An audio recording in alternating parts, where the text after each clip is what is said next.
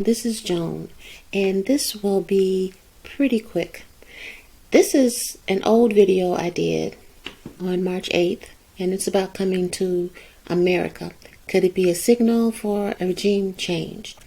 Now, the weird thing is, right when at the end of this video, I was saying something about the end of, because I went back and I watched Coming to America 1, just to make sure I was saying what I meant to say.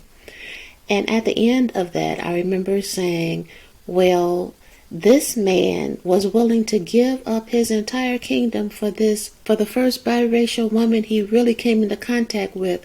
And what kind of man would do that? And what kind of woman would want him to? And right after I said that, I realized that is what's happening right now in front of our eyes, as you've definitely already heard. Well, this is what happened with Prince Harry and Meghan Markle. I don't know if this is the first biracial or multiracial or multi-generational mixed race person that he's come across. But pretty much he didn't just say, I'll give up my entire kingdom for you. He pretty much did. And it makes me kind of wonder if this movie, the first one, Coming to America 1, if it wasn't like a, what is it, predestined? Is it just forecasting the future? I just think that it's a very strange coincidence that this movie pretty much tells you the same story. Prince Harry was born September 15th, 1984. He's a Virgo. Coming to America, the movie, was released on June 29th, 1988. It was released at the time of cancer. Now, this is a story I found on Your Tangle, and it is addressing the rumors that have persisted for years that Prince Charles was not or is not Prince Harry's real father. Now, you can find this article on Your Tangle, and I'm definitely not going to read the whole thing. And to be truthful, I really don't care who his real father is, but I wanted to bring this up, just to speculate, not to titillate. But let's see right here. Let's see. Diana, aka the People's Princess, spent a good deal of time apart from Charles. During her marriage to Charles, Diana was active in many charitable cases. You don't care about that, causes. Okay, she was rumored to be interested in one of her bodyguards as early as 1985, and he was dismissed shortly after the rumors began. Intimate conversations between Diana and a car salesman were leaked to the press in the early 90s, and she was linked to a billionaire art dealer before finally divorcing Charles in 1996. Diana's most widely known romance was with James Hewitt, her writing instructor, a man who happened to have a mane of red hair just like Harry's. Perhaps Princess Diana's most significant affair was with her writing instructor, James Hewitt. She confessed to their liaison in 1995, and Hewitt has confirmed the story, saying, "It was never her intention to fall in love with me." Okay, blah, blah, blah. The point is, there was infidelity on both sides. And I think that I know that I have heard the rumors that his Prince Harry's pedigree is questionable. However, there is no question about Meghan Markle's pedigree. Okay, when I Googled about Meghan Markle, how is Meghan Markle related to Queen Elizabeth, it read, they're distant cousins related through Meghan's father, Thomas, and Harry's great-granny, the Queen Mother, reports the Mail on Sunday. He was a relative of Elizabeth Bowles-Lyon, who married George VI and went on to become the Queen Mother, mum, to the current Queen of England, Elizabeth II. And this gives you more. Family tree reveals Harry and Meghan Markle are related. which, should not be surprising because royals always intermarry. Now, I don't think it would cause any kind of genetic problem because even though they intermarry, in this case, they're very, very distant. But generally, it's a book I had many years ago about how you can run background checks on men you were interested in just to make sure.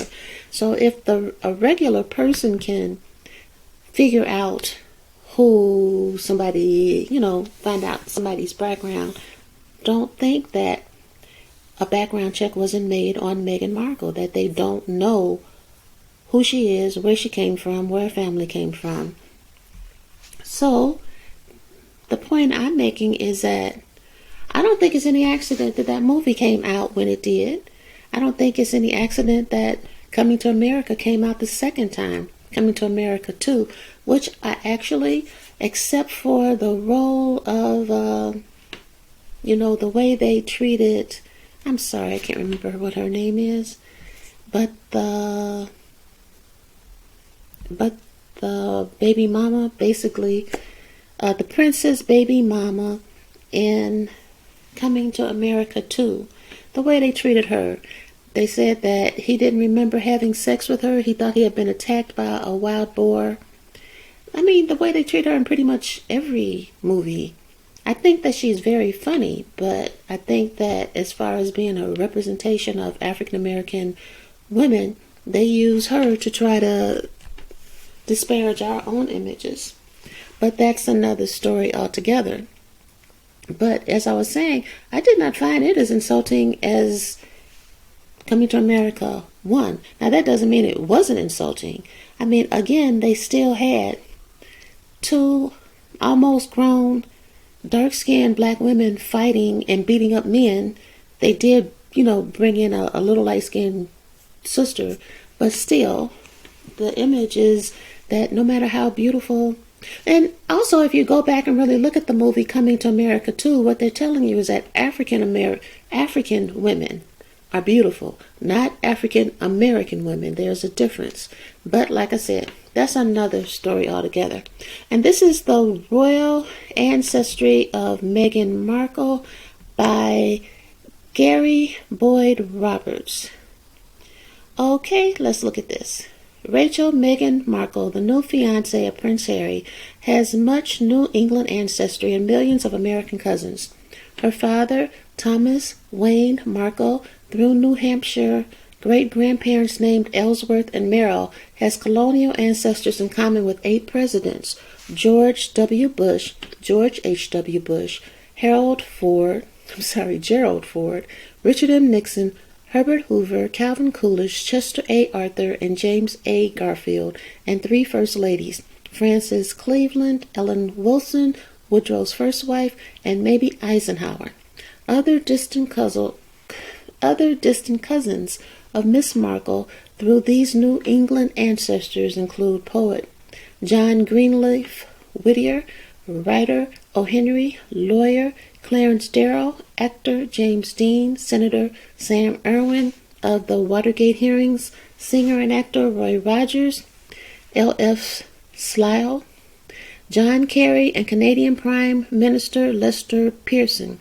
As to the immigrant Christopher Hussey, subject of recent articles in the British press, his English origins are known, but noble ancestry seems highly unlikely. One ancestor of Miss Markle, however, is indeed of royal descent. He is Reverend William Skipper, who immigrated to Boston in 1639. A descendant of King Edward III of England, died 1377. Skipper was also a first cousin several times removed of Margaret Curtiston, 1426 after 1485, wife of a French nobleman, grandmother of a queen of Bohemia and Hungary, and an ancestor of most later European kings. Skipper ancestor Sir Philip Wentworth, died 1464, and Mary Clifford are ancestors also in various lines of both H.M. and late Queen Mother, and thus H.M., the Queen, the Prince of Wales, and Prince Harry, and of the late Diana, Princess of Wales. Because of royal intermarriage, Prince Harry is descended from Margaret Curtiston in more than 240 lines, including at least 4 through King George III and 4 through Princess Diana. Thus, Margaret's grandparents, Michael de Pole, 2nd Earl of Suffolk, who died in 1450, and his wife Catherine Stafford, died 1419, ancestors also of Reverend Skipper and Miss Markle, make Prince Harry and his bride-to-be distant cousins in more than 200 ways. This ancestry and kinships of Miss Markle reflect much of modern American, British, and European history. Related to millions of Americans and many Britons, including notables in both countries, Miss Markle is perhaps the newest solidifying figure in Anglo-American kinship and American-British relations. This research on Miss Markle's ancestry was conducted by Gary Boyd Roberts, author of American Ancestors and Cousins of the Princess of Wales, 1984, with assistance from Alex Bannerman of Charleston, West Virginia, with some data sourced from the website famechain.com and americanancestors.org.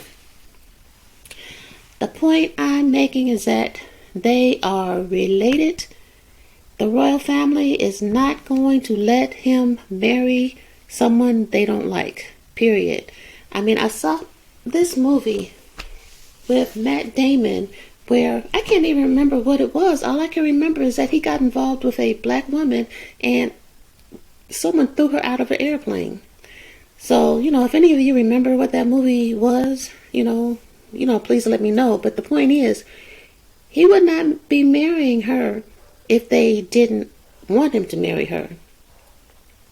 And maybe the fact that this movie is coming out right now at this point when he has acted out, basically Coming to America 1, and that he has given up his kingdom for a biracial woman, and coming to America 2, I don't know. All this stuff is connected. And my point is that they can do all this crying about, they treat her bad because she's black. She's not black. If you saw her walking down the street, you wouldn't say, yep, there goes a black woman. And I don't think they would have allowed him to marry anybody any darker than her.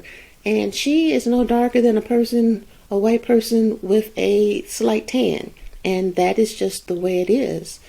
So this is just something to think about, that I just think that the two of them coming out, this interview with Meghan Markle and Prince Harry, and also this movie Coming to America 2 after 33 years. 33 is an extremely occultic number and extremely a Freemason number. And this is something else I think you might want to look at. Notice where his hand is? Okay, that is a symbol for the hidden hand. Okay, why is he making this symbol when he is introducing his fiancée? Okay, and also notice the coloring. Okay, like I said, she is no darker than a white person getting a mild tan.